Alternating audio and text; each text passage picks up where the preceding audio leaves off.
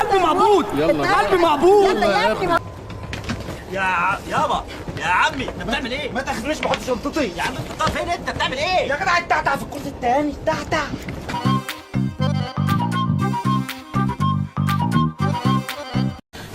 سامحني يا جدي. اوعى حته واد زي ده حرامي غسيل، ما شغلوش نادرج عندي، مش عارف تثبته.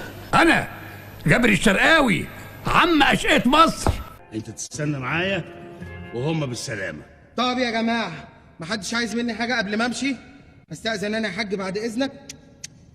الف الف الف شكر يا حاج. يلا خد بالك من نفسك. السلام عليكم. وعليكم السلام ورحمه الله. انت هتعمل ايه يا متولي؟ انا اللي هدفع الخدمه. تدفع ليه؟ انت مسافر معاك عزه ولا منال؟ انت معاك راجل. يا عمي عيب ما تقولش كده، انت ضيفي ولا عزه ولا منال. ايوه انا عيب. لا كون فاكرني ما معيش يا متولي. بص المحفظه قد ايه.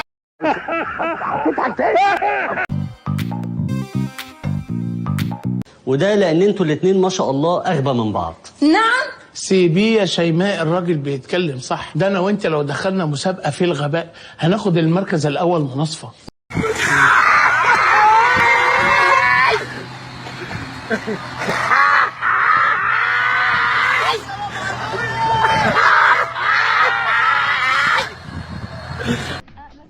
ازاي حضرتك؟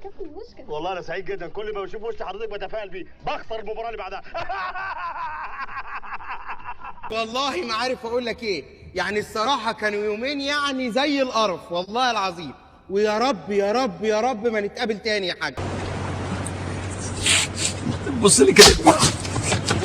افتكر اخيرا واهم حاجه من هذه الحلقه، بيج ديت اخيرا وليس اخيرا. ما تنساش في الحلقات اللي فاتت وتنتظر الاسبوع الجاي الحلقه الجديده، تنزل تبص على المصادر، ولو انت على اليوتيوب اشترك في القناه.